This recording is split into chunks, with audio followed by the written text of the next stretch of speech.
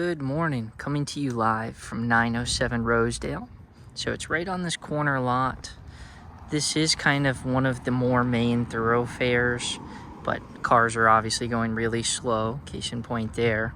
So it connects kind of over there. Trying to see what road we got back there. Briarwood, I believe. So that's that cross section back there. This is a really, really unique house. I show hundreds and hundreds of houses in Venice a year. I've never seen one like this. So we'll get into some of that. So big storage shed up there. It's locked up. Same thing with the smaller one there. But I'll take you inside and we'll get started. So they kind of got some river rock stuff going on with the wall. Just a one-car garage. And then it kind of bays around. Some extra concrete. And it even goes around to the side. Not sure if it goes all the way around, but we'll see. So as you come in, the first room is this kind of den seating area. So they had it all closed up. I opened some so you could get an idea. You could have a ton of natural light in here. Although when it comes to some of the finishes in here, it wasn't even a handyman. Like, when it comes to cutting trim, it just shouldn't be that apparent. Typically, you cut inverse angles, you caulk sand, and you get it smooth before you paint over it flush. Whereas this, I can see parts where it's not even sticking to the wall properly. And part of that is this angle was probably pretty hard to work with, but you got some structural cracking. This is just settling. It's not a huge issue, but I can kind of see some stuff consistent with that throughout. Up top, got over here. There's another one. Not sure if it's picking up, but take you on into the main space. So kitchen, guest beds are here. Master is either through here or around back, but I'll show you this first. So these were replaced at some point. It's just that Formica material. It's nothing too crazy. It's a solid surface, but it's not stone. These cabinets are starting to get a little peely, so you can kind of see that. They're not soft close or anything, but they're not terrible. This is in need of some cleaning. So this is kind of one of those things. When I go in and out of all these houses, I kind of look at and consider, did someone love their home or did they live in it? This kind of gives me somewhere in between, because there's spots that could use some extra love, but there's a lot of thoughtful selections in here as well. But this oven, that's never really been cleaned. Give you an idea. So that's kind of what I'm talking about there. It's kind of a huge unit. Oh, they've got it up on top of stuff, that's why. So I'm gonna take you into the guest rooms first, just so we can get this side of the house out of the way. So they're pretty standard. They're about 10 by 11 outside of massive closets. Same thing in here too. You run into just some weird base. It needs painted awfully bad, and or some newer window treatments. There's me today. Nice to meet you virtually. Come through the hall. Same thing in this other bedroom. This one's even a little bit bigger, probably more like 13 feet. Big old closet, built-in wood.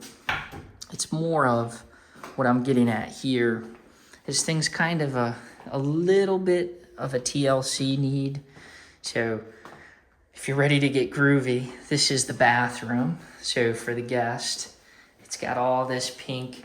It's in decent condition. There's a couple issues where they were recaulking, should have been grout and stuff realistically, but looks like that's consistent in most spots. The tub itself is doing fine. Feels like cast iron. It's hard to say entirely though. I believe so. But this setup is quite unique. So it's got the makeup vanity and such. Let's take you out through here, get you into the rest of the space. So this would be the living room. consistent with the rest of the house. Could use some paint work, some structural cracking. That could even just be texture. Yeah, it's just overspray from when they're putting texture on walls. They put mud inside of what they call a hopper. Then it sprays out in gobs, and they're supposed to knock it down and whatnot.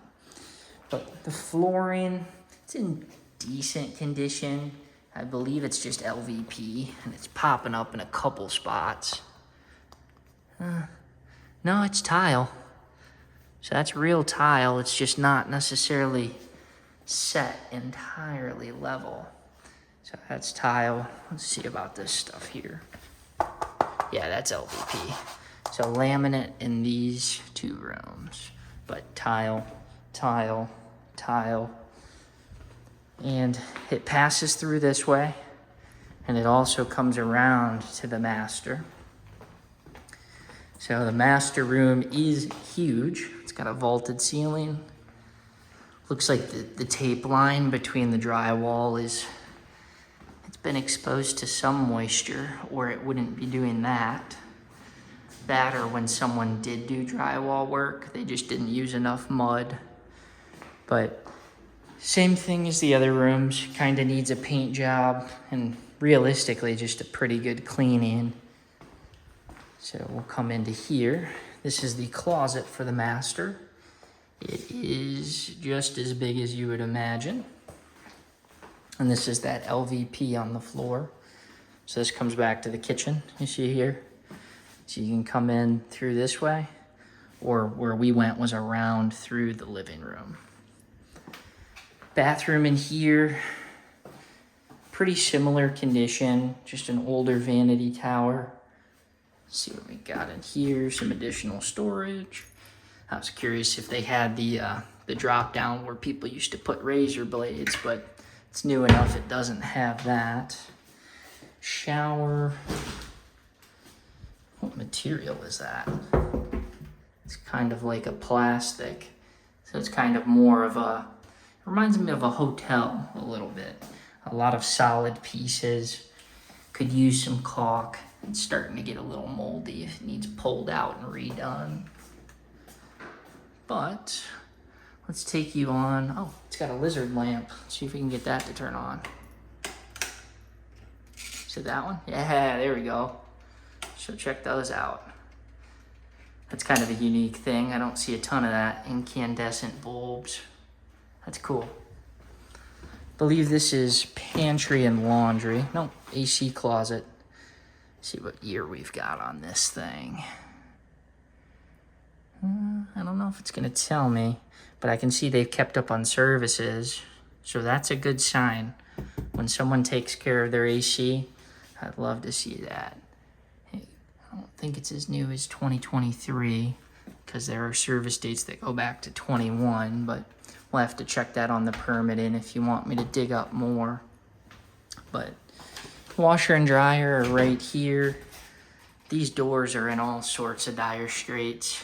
They just kind of, and this is something I've seen even in new constructions, to get them to stay in the rails is pretty difficult.